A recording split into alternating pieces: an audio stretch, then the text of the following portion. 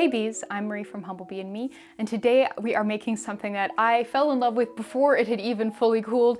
I am calling it Intense Hand Rescue Cream. So this rather unassuming looking white tub of wonderfulness was inspired by a fabulous, popular cream that I have tried in Sephora and I have read many the glowing review for. This cream features some really wonderful ingredients for irritated, dry skin. You'll find soothing colloidal oatmeal, some allantoin, which is wonderful for irritated skin, and ceramides to help the skin repair itself and maintain barrier function. We've got a really lovely blend of emollients. Most of them lean towards the lighter, faster absorbing side, so even though the oil phase of this formulation is on the higher side for what I would usually do for a lotion, the end product is still very light. Our liquid emollients are primarily C12 to 15 alkyl benzoate, fractionated coconut oil or medium chain triglycerides, and some squalane. And you could use either hemi-squalane or olive squalane. I have used both and they both work beautifully. Stearic acid and cetearyl alcohol also feature fairly heavily in the oil phase,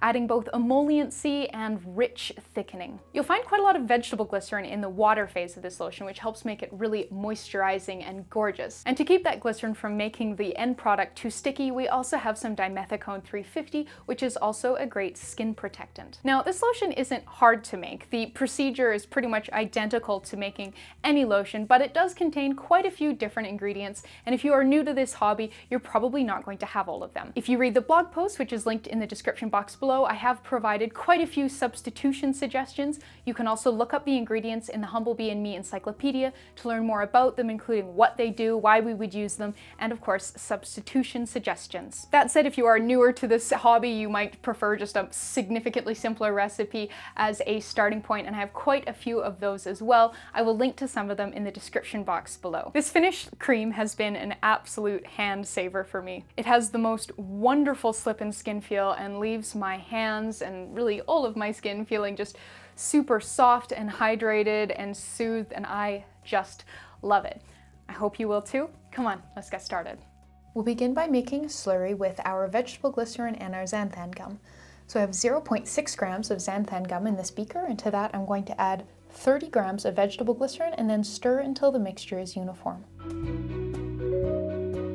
To that I'm going to add 1 gram colloidal oatmeal and 108.3 grams distilled water. Up next, we'll combine the ingredients for our heated oil phase in a second glass beaker. So you're going to need 10.5 grams of glyceryl stearate SE, 8 grams stearic acid, 8 grams C12 to 15 alkyl benzoate, 6 grams fractionated coconut oil, 6 grams cetearyl alcohol, 6 grams refined shea butter, 4 grams dimethicone 350, and if you're looking for substitutions for anything, please make sure you're reading the blog post, which is linked in the description box below, and 4 grams nail salts hemi-squalane or olive squalane. Our next step is weighing our water phase and noting that weight, making sure to note it also includes the spatula. To heat everything together, we're going to use a water bath. So this is a wide, flat-bottomed sauté pan that has about 1 inch or 3 centimeters water on the bottom of it. And I'm going to pop both of our beakers into it and then go put it on the stovetop over medium heat for about half an hour to melt everything through and heat everything up to the same temperature.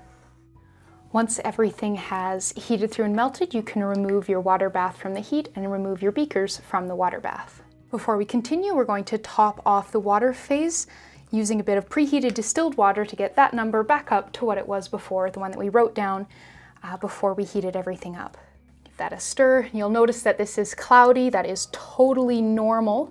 And you might have some lumps of colloidal oatmeal, also totally fine. The immersion blender will take care of those.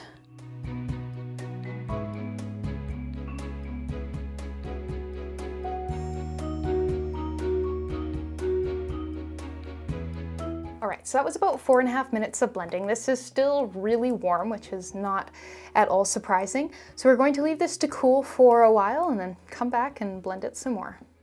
All right, so it's been 5 minutes. You can see that this isn't visibly separating, but it's still quite thin, and I can still feel that it is really quite warm as well. So we are going to keep blending this.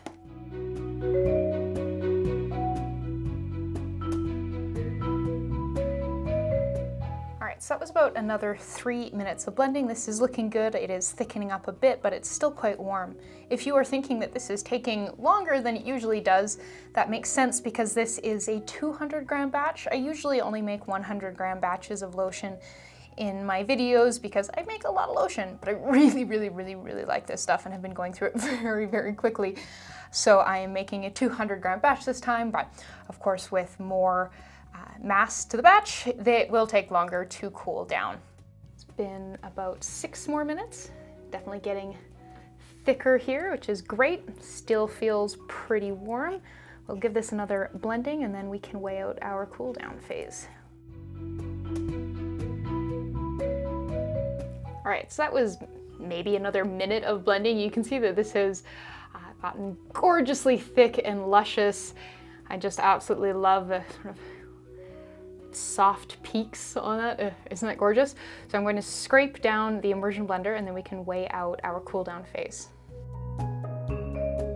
For our cool down phase, we're going to need 3 grams Optiphen Plus, 0.6 grams allantoin, and please make sure you're reading up on this in the Humblebee and Me encyclopedia, which is linked in the description box below, 2 grams calendula extract, and 2 grams ceramide complex.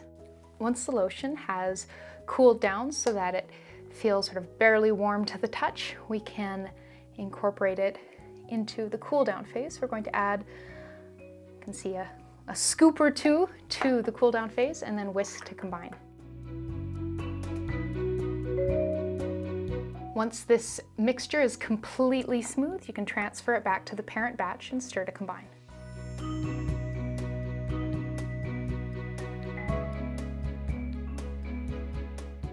Once that's done, all that's left to do is to package this up. For packaging, I'm going to use this 200-gram plastic amber jar with a matte black metal top from Yellowbee. For a bit of an application demo.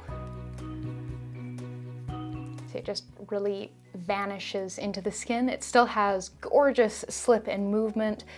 Even still, it's starting to dry down now, but yeah, it moves beautifully for quite a while and doesn't make the skin feel greasy or oily at all. Like I'm absolutely in love. And there you go. So we just made a gorgeous, intense hand rescue cream. Thank you so much for watching. Please subscribe and please make sure you are reading the full blog post that accompanies this video. It's linked in the description box below. You'll find a lot more information there, including information about substitutions, scaling, shelf life, where to buy ingredients, and a whole lot more. So thank you so much, and I will see you next time.